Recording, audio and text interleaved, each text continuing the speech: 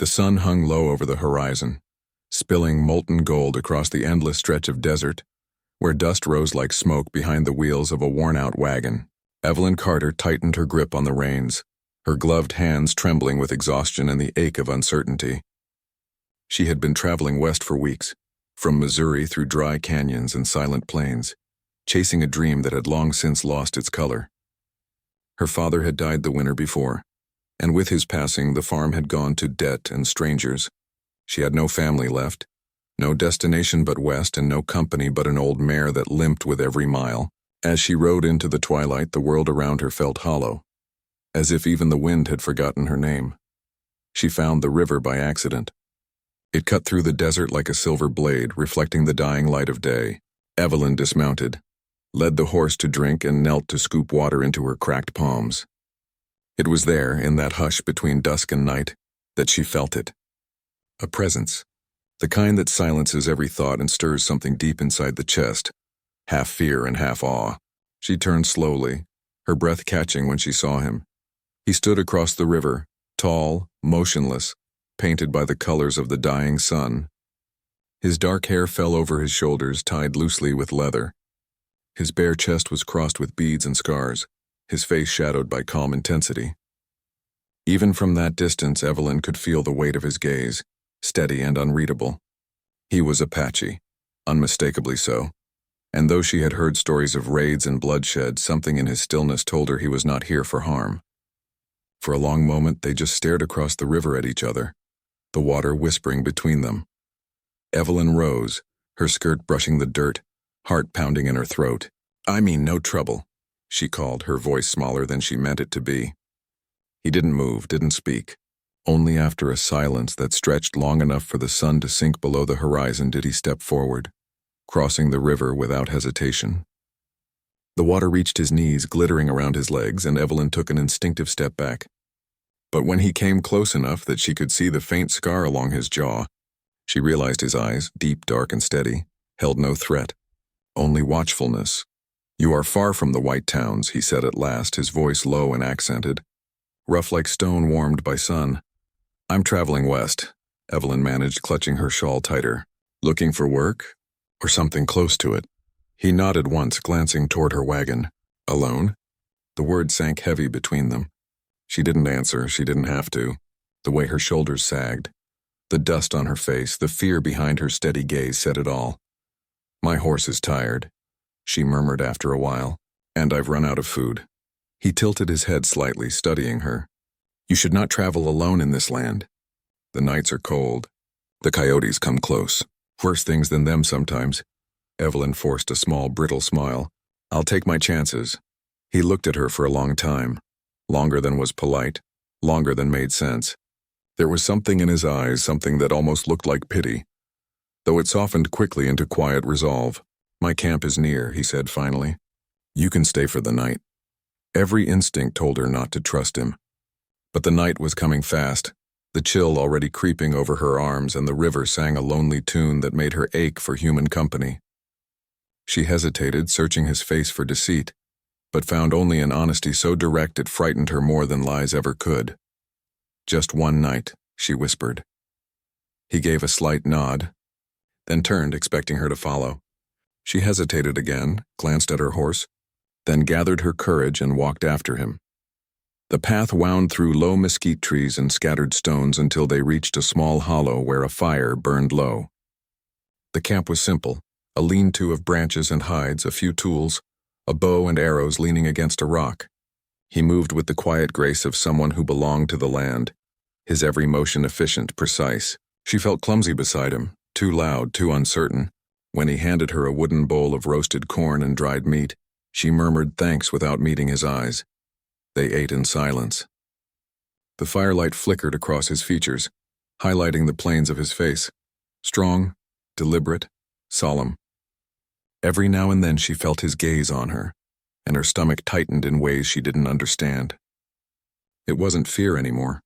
It was something quieter, deeper, a strange awareness of him, of how near he was, how the night air seemed to hum between them.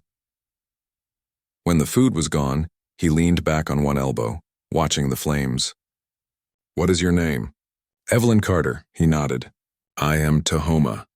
The name lingered on her tongue, foreign but beautiful. Thank you, Tahoma, for the meal.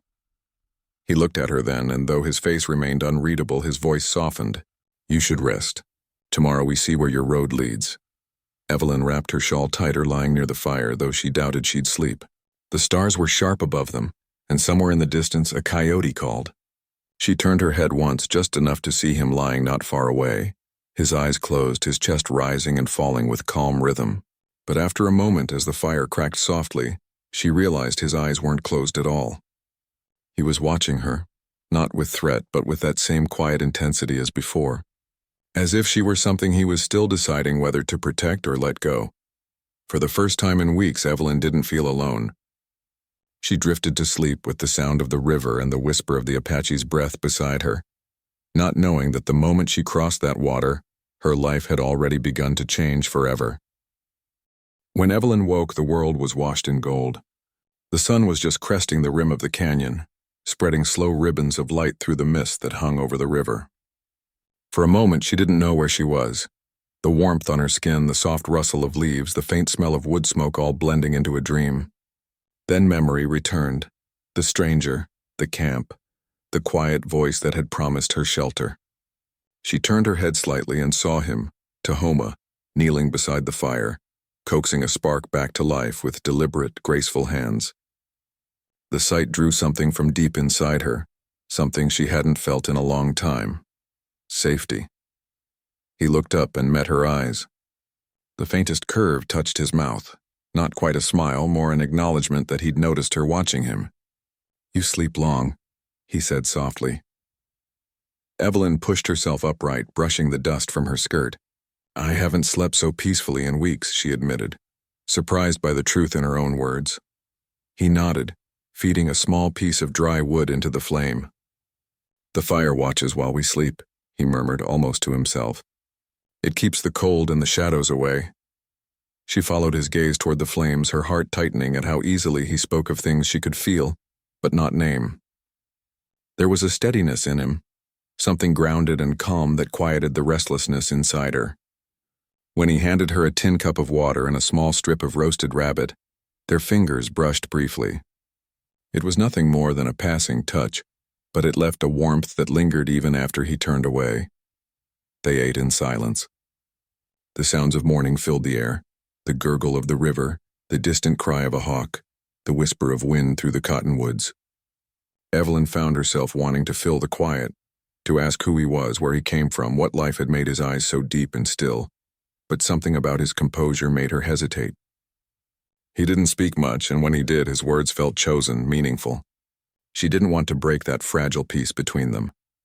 When they finally broke camp, Tahoma moved with easy precision, tying bundles, packing supplies, and securing his horse. He looked over to her and said simply, We go east today. There are traders there. You can find work, maybe food for your journey. Evelyn hesitated, glancing back toward the open horizon. And you? He shrugged one shoulder. I will see the land. There is always work for a man who listens to it. She nodded, though her chest tightened with an ache she didn't want to name. Somehow the idea of parting so soon left her hollow. Still, she followed him. The day stretched long, the sun high and merciless. They rode side by side in silence, their shadows keeping pace across the sand. When the wind rose, he lifted his hand to shield her eyes from the dust. When her horse stumbled, he reached out without thinking, steadying her by the arm. Each time their skin met, it was brief, but something silent and electric passed between them, something that felt like the beginning of understanding. By late afternoon, the sky had turned a bruised shade of purple, and thunder rolled faintly in the distance. They found shelter beneath a cluster of rocks overlooking the valley. Tahoma dismounted and began to gather brush for another fire. Evelyn tried to help, but he stopped her with a small shake of his head. Rest, he said. The land will give enough. When the flames finally bloomed, their light painted the walls of the small hollow with shifting gold. Evelyn sat near the warmth, her skirt spread around her, and watched him. He moved like a part of the earth itself, quiet, deliberate, unhurried. There was no wasted motion, no need for talk. When he finally settled across from her, the air between them was heavy with things unspoken. You said you travel alone, he said after a while. His voice low, the words more a statement than a question. I do. Why? Evelyn looked into the fire. The answer wasn't simple. Because there's no one left to travel with, she said at last. My father's gone. The rest of my kin scattered east. I thought I might find something new out here, a town. A place that needed hands. He studied her in silence. You are brave, she gave a soft laugh. Or foolish. Sometimes they are the same thing. Their eyes met across the flames, and for a long heartbeat neither looked away. The wind sighed through the rocks, carrying the scent of rain. Tahoma's gaze softened, and in it she saw the faintest hint of warmth, something almost tender, like sunlight touching frozen ground. You have lost much, he said quietly. Evelyn nodded, her throat tight. And you?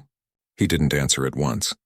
His jaw tightened slightly, and when he spoke again, his voice was softer. I lost my people's trust when I chose peace with yours. They called me broken, neither Apache nor white. The world is smaller when you walk between names. Her breath caught. That must be lonely. He gave a faint nod. It is. The fire popped softly between them, sending up a shower of sparks that spiraled toward the sky. For a while they simply sat, the silence no longer uncomfortable but shared like a fragile bridge between two wounded souls. When the first drops of rain began to fall, Evelyn instinctively moved closer to the fire. Tahoma stood, took his cloak, and without a word draped it around her shoulders. You'll be cold, she protested softly. He shook his head. I have the fire. You have farther to go. The fabric was rough and warm, carrying his scent. Earth, smoke, and something wilder she couldn't name. She looked up at him, wanting to thank him, but the words tangled in her throat. Instead, she just met his eyes. For a heartbeat, the world narrowed to that single, wordless moment. The rain pattering softly around them, the firelight flickering across his face, and the quiet understanding that something between them had already begun to change. He sat beside her then, close enough that she could feel the heat of his skin through the blanket, but not so close as to presume. His presence was a steady comfort, and though neither spoke, Evelyn found her heart slowing, her breath evening. The night deepened and the thunder rolled far away across the plains. When she finally leaned her head against his shoulder, tentative and unsure, he didn't move away. His hand rose, slowly, almost uncertainly, and rested against the edge of her shawl. It was nothing more than a touch, gentle as the rain, but it said everything words could not. And under that quiet sky, with firelight dancing across their faces, two lonely travelers found warmth that neither had dared to hope for. By morning the storm had passed, leaving the land rinsed clean and glistening beneath a pale sky. Mist clung to the low hills and the scent of wet sage drifted through the air. Evelyn woke to the soft crackle of the dying fire and the rhythmic sound of Tahoma sharpening his knife on a stone. His calm movement steadied her. Even the small scrape of steel seemed part of the day's quiet beginning. When he noticed her stirring, he looked up and said, The trail east crosses the river today. It runs high after rain. She nodded, still wrapped in his cloak. Will it be dangerous? His eyes, dark as river rock, held hers. Always. They broke camp quickly. The horses' hooves squelched in the soft earth as they rode out from the shelter of the rocks. The world stretched wide before them. Rolling plains, scattered trees, far-off mesas glowing faintly pink in the dawn. Every so often, Tahoma would glance behind them, scanning the horizon with the sharp attention of someone who had lived too long in a land that punished carelessness. Evelyn tried not to ask what he was watching for. His silence told her enough. Hours passed. The sun climbed and the mud hardened to cracked clay. Conversation was scarce, yet between them stretched a current of quiet understanding. When her horse stumbled on a loose stone, Tahoma was there before she could catch her breath, his hand steadying the reins. Their eyes met, just a moment, brief and wordless, but it left her pulse racing. By midday, they reached the river. It was wider than she had imagined, swollen and fast, brown with silt from the storm. Foam swirled around half-submerged boulders. Across the far bank, the trail rose steeply toward dry ground. Tahoma dismounted and tested the edge with his boot. The current tugged hard even at his ankles. We'll go one at a time, he said. You ride close behind me. Keep the horse straight. Don't fight the water. Evelyn swallowed, nerves tightening in her chest. And if it fights me? Then you hold on. His mouth lifted in a small, reassuring curve. I will be there. He led the way, guiding his stallion into the torrent. The water reached the animal's belly almost at once. pushing against them with relentless force. Evelyn urged her mare forward, her heart hammering. Halfway across, the current struck a hidden log. Her horse reared, losing footing. She felt herself slipping sideways. Cold shock as the river seized her skirt and dragged her down. A shout, his name, maybe hers, lost in the roar of water. Then Tahoma was there, plunging toward her through the current. His hand caught her wrist just as the undertow threatened to pull her under. For a breathless moment, she saw only his face above the spray, focused, fierce, alive. And then they were moving together, his strength driving against the current until they stumbled onto the opposite bank. They collapsed in the mud, gasping. Water streamed from their clothes. Evelyn's heart raced so wildly she could hardly speak. You could have been swept away." He shook his head, breath unsteady. "The river is strong, but it knows my step." Then softer. "I would not let it take you." She looked at him, truly looked. Mud streaked his skin, water clung to his hair, and his chest rose and fell with ragged breaths. Yet his gaze was steady on hers, filled not just with concern but with something deeper, something that made her throat tighten.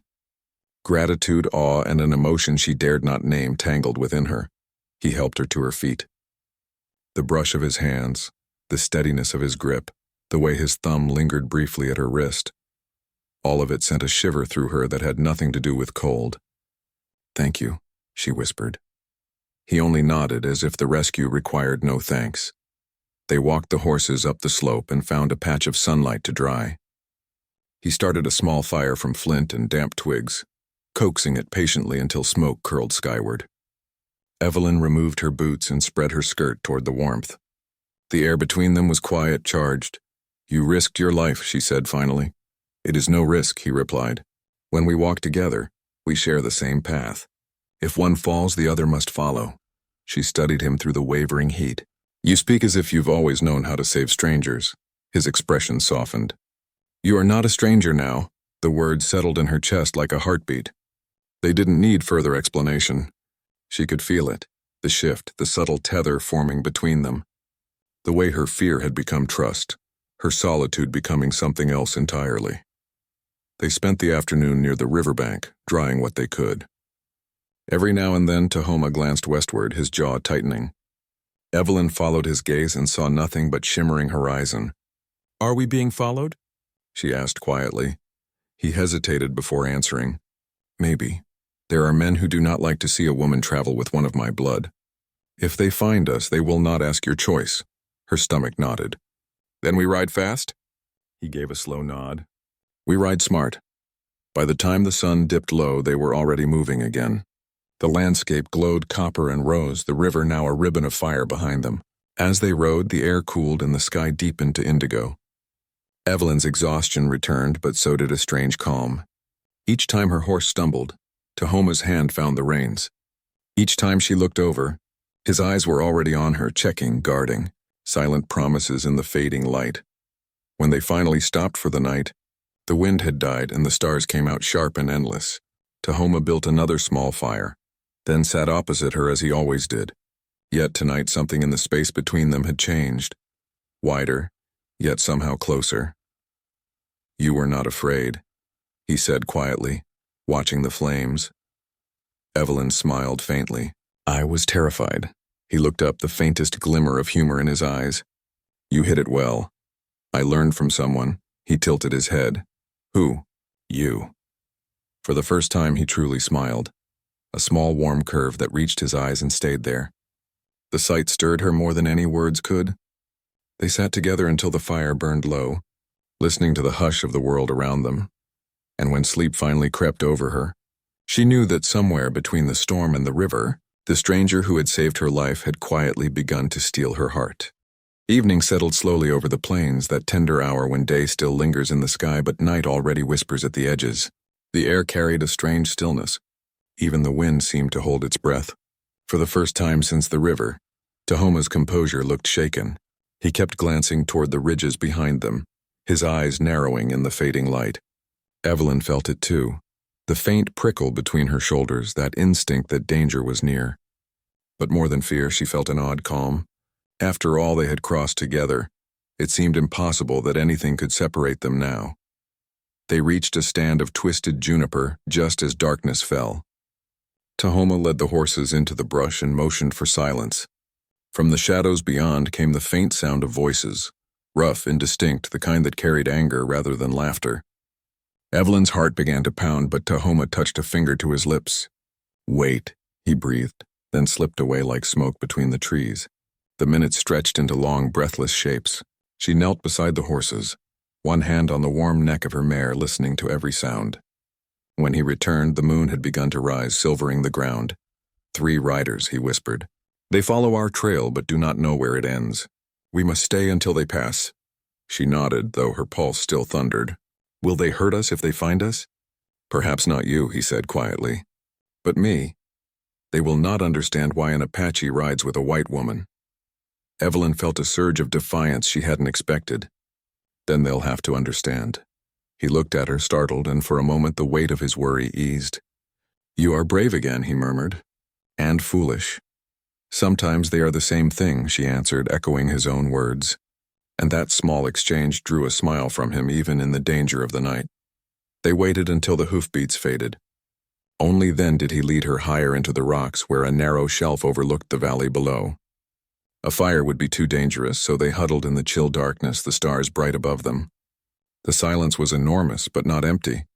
It hummed with all the words neither of them yet dared to say. Evelyn wrapped his cloak around her shoulders, remembering the first night he had given it to her. Its weight felt like a promise now. Tahoma sat a short distance away, his silhouette outlined in starlight. "You should sleep," he said softly. "I couldn't," she whispered back. "Not with them out there." He hesitated, then moved closer, his voice barely more than breath. "They are far now. You are safe, but you're still awake." "I am used to watching," he said. "It is easier than closing my eyes." Something inside her ached at that. "When do you rest, Tahoma? When does someone watch for you?" He didn't answer immediately. The question hung between them, fragile as glass. "No one," he said at last. "Until now?" She turned toward him. Even in the darkness she could see the faint reflection of starlight in his eyes. "You think I would let harm come to you after everything you've done for me?" He gave a soft, incredulous laugh. "You could not stop a storm with words, Evelyn Carter." "Maybe not," she said, "but I could stand beside you in one." The wind stirred, carrying the scent of juniper and rain. He looked at her for a long time. So long she felt the world narrowing to the space between them. "You would stand beside me," he repeated quietly, "even if it meant being cast out by your own people?" She met his gaze without flinching. "I already was. I just didn't know it until now." For the first time his control slipped. A single breath shuddered through him, and he reached out, hesitating as if afraid the gesture might break something sacred. When his fingers finally touched hers, the contact was feather-light, a question more than a claim. Evelyn's heart answered before her voice did. She laced her fingers with his. No words were needed. The simple act said what the whole journey had been, building toward that they were no longer strangers bound by circumstance, but two souls, choosing each other against the world's. Noise minutes, or perhaps hours, passed like that. The stars wheeled slowly overhead, cold and bright. Somewhere far below an owl called, its echo fading across the canyon. Tahoma's hand tightened around hers. "When I was a boy," he said softly, "my mother told me that every star is a spirit watching those who still walk the earth. She said they guide us toward the ones meant to walk beside us." Evelyn smiled faintly. "Then maybe they've been busy tonight." He turned toward her, surprise and warmth flickering across his features. "You believe this?" "I believe we wouldn't have found each other if something hadn't wanted us to." For a long time he said nothing. Then very gently he reached up and brushed a strand of hair from her face. The touch was reverent, almost uncertain, and it made her chest tighten with emotion. "You are not like others I have known," he murmured. "You see the land, you listen. You hear what most do not. And you," she said, her voice trembling a little, "you make it feel alive again." The faintest smile touched his lips. "Then perhaps we have both found what we were searching for." Below them, thunder rumbled again, distant, fading, but neither moved. The danger that had driven them into hiding now seemed small compared with the quiet certainty blooming between them. Tahoma shifted slightly, wrapping part of his cloak around her shoulders again. Their closeness was not born of fear anymore, but of belonging.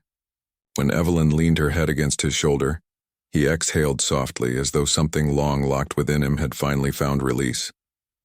"Tomorrow," he said after a while, "we ride north.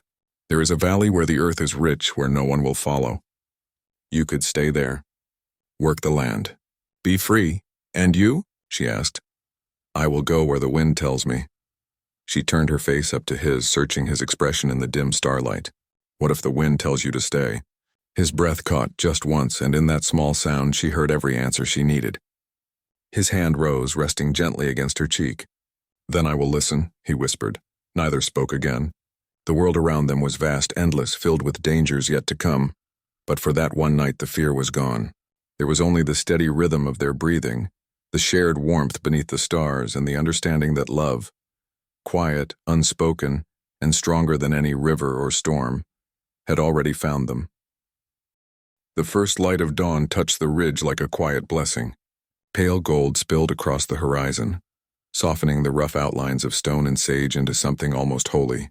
Evelyn woke to the sound of horses shifting nearby and the faint whisper of wind over rock. For a moment she didn't move.